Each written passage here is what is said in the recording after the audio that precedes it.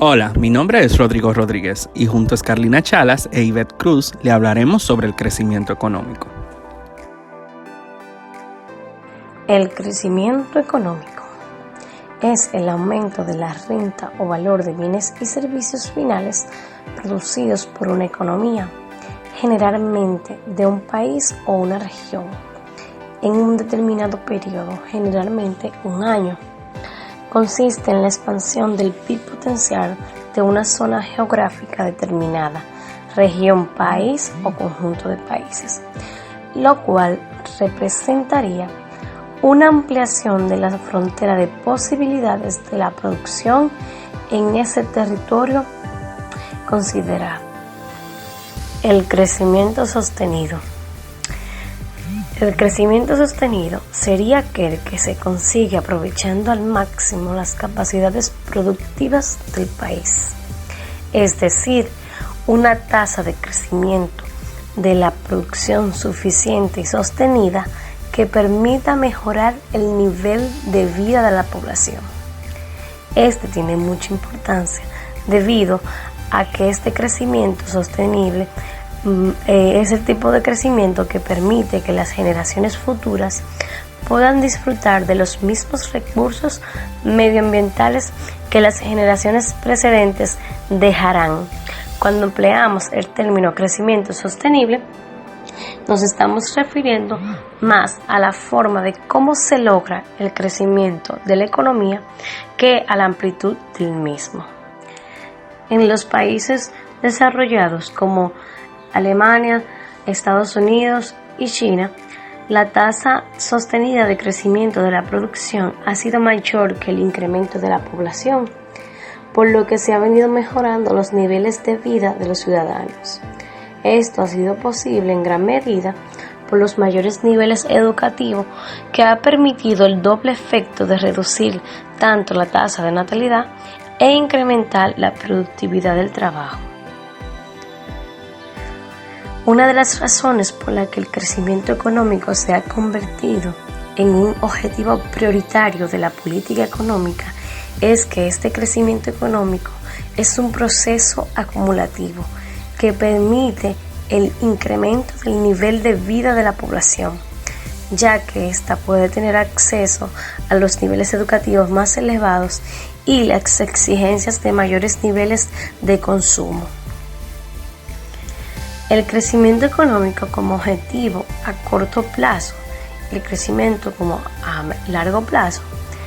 Desde una perspectiva de a corto plazo, desde el primer punto de vista corresponde al campo de la llamada política coyuntural. La atención se centra en lograr que la economía de un país crezca de manera estable y sostenida, de forma que su producción total aumente, experimentando las mínimas variaciones posibles con respecto a su capacidad potencial. Sin embargo, las perspectivas a largo plazo, lo que normalmente preocupa a la política económica es actuar sobre aquellos factores que se consideran claves para mejorar la capacidad de crecimiento de una economía. Entre los que podemos mencionar la inversión productiva, inversión en capital fijo social, aumento de la población, mejora del capital humano y en progreso tecnológico. El PIB potencial. El PIB potencial no es más aquel que maximiza la cantidad de bienes y servicios que una economía puede producir y que es consistente con una inflación estable. También el PIB potencial es el nivel del PIB real cuando la cantidad de trabajo empleada es la cantidad de pleno empleo. Sin embargo, el PIB efectivo o real es la producción de bienes y servicios finales producidos en un país pero a precio constante. Es decir, que el PIB real elimina el cambio de los precios a lo largo de los años, mientras que el PIB nominal o a precios corrientes sí refleja estos cambios anuales, ya sea incrementados o disminuciones. El PIB real es el trabajo, el capital, la tierra y las habilidades empresariales. Ahora le hablaré sobre los factores del crecimiento económico. ¿Qué son los factores del crecimiento económico?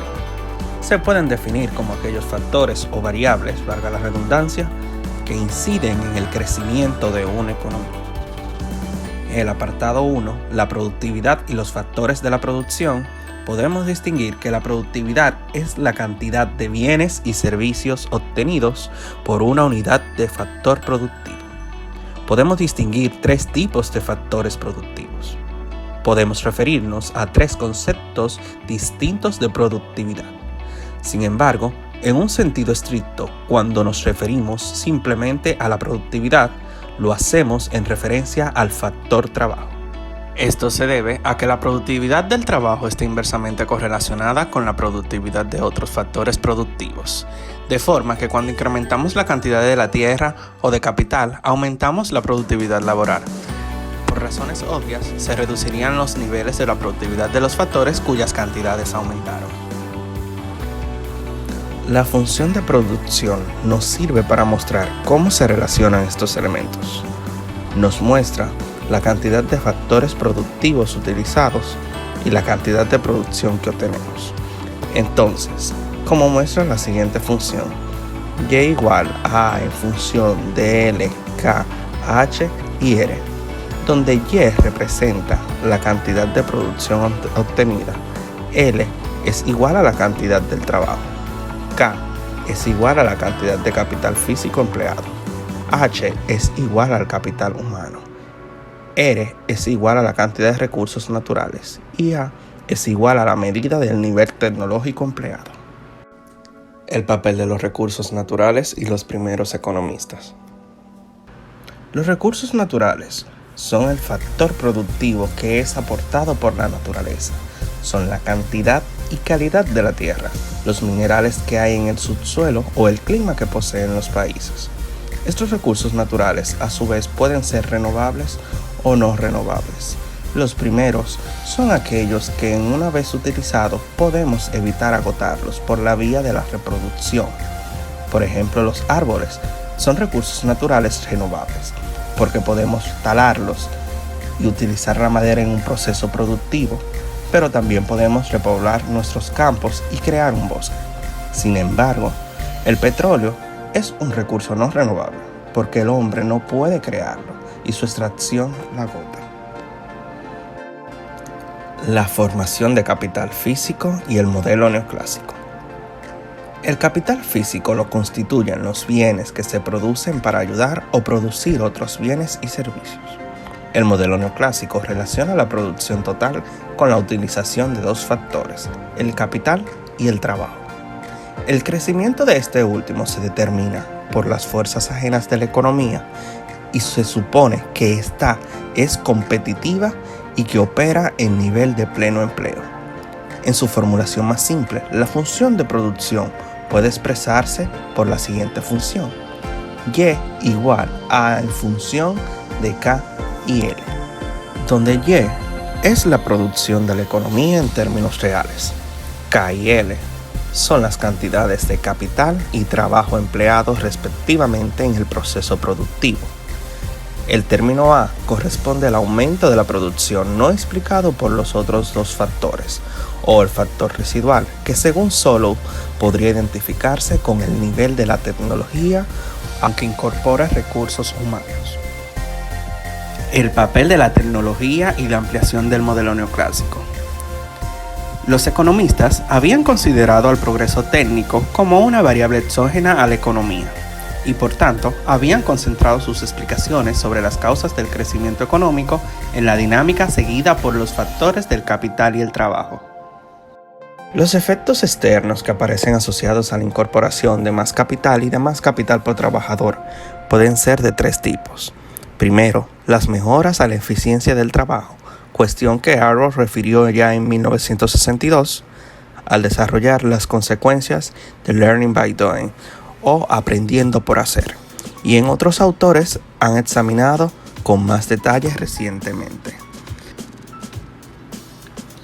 El segundo son las sucesivas inversiones que incrementan el nivel general de conocimientos técnicos de la economía, como señalaron Usawa, Romer, Lucas y otros.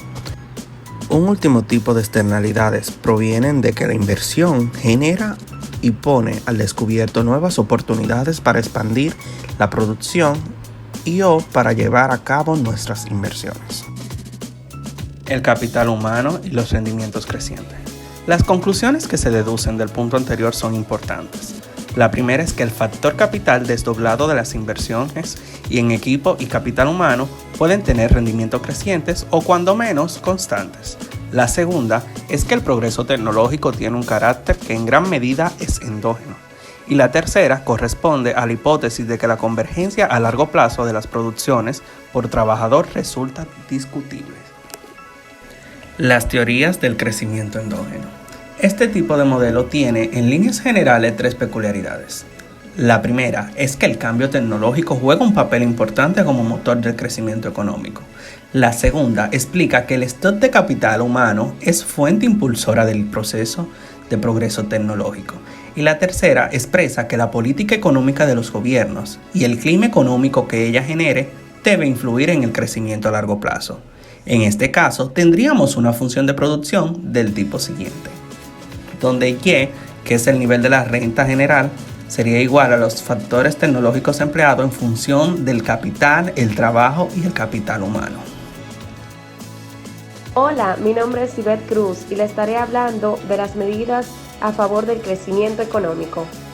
Es claro que al momento de aplicar medidas que incidan sobre el crecimiento económico, dependerá de la condición en la que dicho país se encuentre, si es un país en desarrollo o uno ya desarrollado. Los principales determinantes del crecimiento actúan sobre la oferta agregada y operan en el largo plazo. Sin embargo, las medidas tomadas por los gobiernos en ocasiones repetidas se dan a corto plazo debido a la premura de los periodos de gobierno. Es importante tener en cuenta la ponderación que tiene el crecimiento sostenido para la erradicación de la pobreza. La pobreza en el mundo, necesidad de un crecimiento sostenido. A pesar del desarrollo que han venido presentando las distintas sociedades en nuevas tecnologías de la electrónica y el acceso a la información, estamos conscientes de que no todos reciben esos privilegios y que muchos aún se encuentran en una condición de pobreza. La teoría económica nos muestra la importancia del ahorro y la inversión en las tasas de crecimiento, tanto como la educación y en cierta medida la infraestructura pública.